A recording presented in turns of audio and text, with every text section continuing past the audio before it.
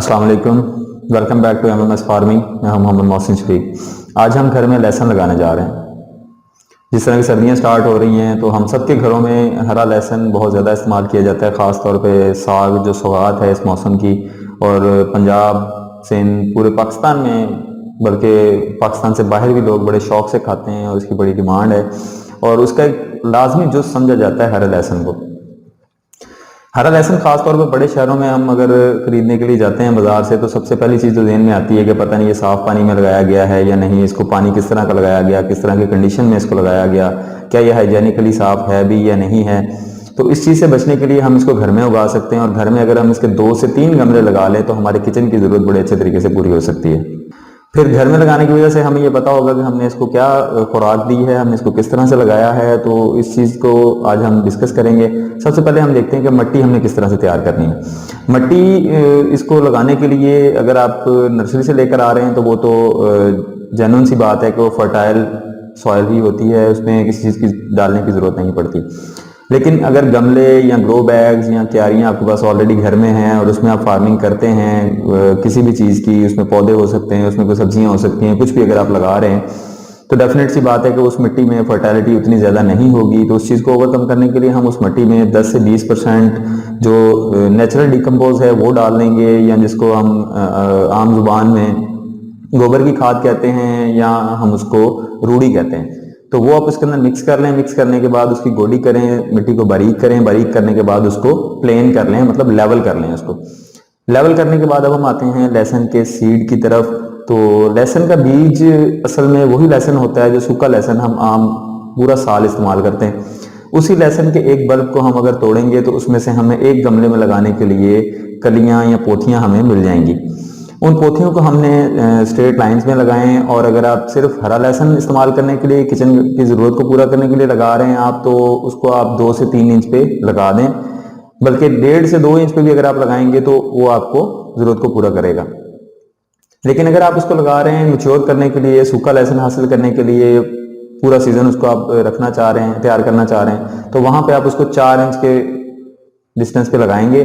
4 inch पे लगाने का मकसद ये होगा कि वहां पे उसने अपना बल्ब बनाना है, उसको इनफ स्पेस मिल जाएगी, उसको पूरी जगह मिलेगी ग्रो करने के लिए। अब हम उसको लहसुन को लगा देंगे उसके अंदर। 1 से 1.5 इंच पे मैं लगा रहा हूँ इसको, क्योंकि मैंने इसको हरे लहसुन के लिए लगाना है घर के अंदर। 1.5 इंच पे लगाने के बाद हम उसको पानी दे देंगे। पानी देने के बाद आप उसको हर हफ्ते, अगले हफ्ते के आने तक उसमें जड़ें आना शुरू हो जाएंगी, उसकी रूट्स की ग्रोथ स्टार्ट हो जाएगी। और उससे नेक्स्ट वीक उसकी जो उगना शुरू हो जाएगा, वो मतलब 15 लगाने के 15 दिन के बाद वो उगना शुरू हो जाएगा। उगना शुरू हो जाएगा जब 15 दिन के बाद, तो ये जो गमले मैंने पहले से लगाए हुए थे, ये मेरा 15 दिन पहले के लगाए हुए गमले हैं।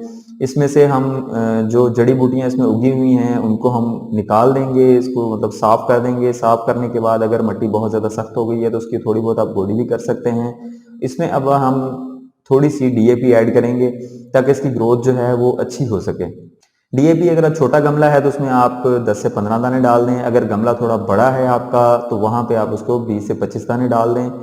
ग्रो बैग में भी इसी तरह, अगर छोटा ग्रो बैग है तो उसे 10 से 15 दाने डालेंगे। अगर मीडियम साइज का है तो उसको आप 20 तक ले जाएं। अगर फुल आपका 15 इंच वाला जो ग्रो बैग है उसमें भी आप 20 से 25 दाने डालें, इससे ज़्यादा ना डालें। उसके साथ साथ हम उसको डीएपी डालने के बाद उसको फिर से पानी दे देंगे। ये तकरीबन 15 दिन इसको हो चुके हैं और 15 से 20 दिन के बाद ये हमारा काटने के काबिल हो जाएगा, हम इसको इस्तेमाल कर सकेंगे। इसी तरीके से गमलों में हम एक और खाद इस्तेमाल करते हैं, फसलों में भी इस्तेमाल होती है, वो होती है हमारी यूरिया। यूरिया गमलों में अगर पौधे आपके पास घर में हैं और गार्डनिंग का शौक रखते हैं तो यूरिया पौधे की शाइनिंग और पौधे की ग्रोथ के लिए बड़ा अच्छा काम करती है। और पौधे की शाइनिंग बड़ी अच्छी आती है उससे, लुक बड़ी अच्छी लगती है उससे। तो यूरिया अगर आप डायरेक्ट गमले में डालें, आप में से बहुत सारे लोग ऐसे होंगे जिन्होंने पौधे नर्सरी से ला के घर में लगाए और उसके बाद उसको खाद दी, तो अक्सर कंप्लेन आती है कि जी पौधे हमारे खुश्क हो गए, उन्होंने मुरझाना शुरू कर दिया और आहिस्ता आहिस्ता पौधे मर गए। उसमें यूरिया अगर हम डायरेक्ट गमले में डालें तो उसमें बहुत चांसेस होते हैं कि हमारा पौधा मर जाए, क्योंकि यूरिया एक ही दफ़ा पानी लगाने पे पूरे की पूरी हल हो जाती है। तो यूरिया पौधे को लगाने के लिए गमलों में ख़ास तौर पे या ग्रो बैग्स में उसका एक मखसूस तरीका आपको मैं आज बता देता हूँ। आप 5 लीटर पानी ले लें, उस 5 लीटर पानी के अंदर आपने छोटा चाय का चम्मच यूरिया खाद हल कर लेनी है। उसको हल करने के बाद आप आधा लीटर से 1 लीटर पानी एक गमले में वो वाला डाल दें और उसके अंदर पानी आप सादा पानी और ऐड करके गमले का पानी पूरा कर दें। और ये आप 2.5 से 3 महीने में एक दफ़ा भी अगर यूरिया लगा देंगे तो ये आपके पौधे के लिए इनफ होगा। और कोशिश करेंगे अगर आप साल में 2 दफ़ा लगा दें, जिस तरह हमारा फैब मार्च के अंदर जब मौसम बहार शुरू होता है, पौधों की ग्रोथ उस टाइम स्टार्ट हो रही होती है, उस टाइम अगर आप यूरिया और डीएपी 8 दिन के वक्फे से लगा देंगे तो पौधों की शाइनिंग और ग्रोथ बहुत अच्छी हो जाएगी।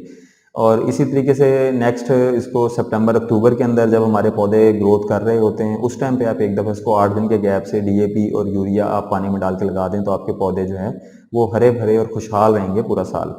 इसी तरह की मज़ीद वीडियोस को देखने के लिए चैनल को लाइक और सब्सक्राइब कर दें, और जो लोग गार्डनिंग का शौक़ रखते हैं उनके साथ इस वीडियो को शेयर ज़रूर करें।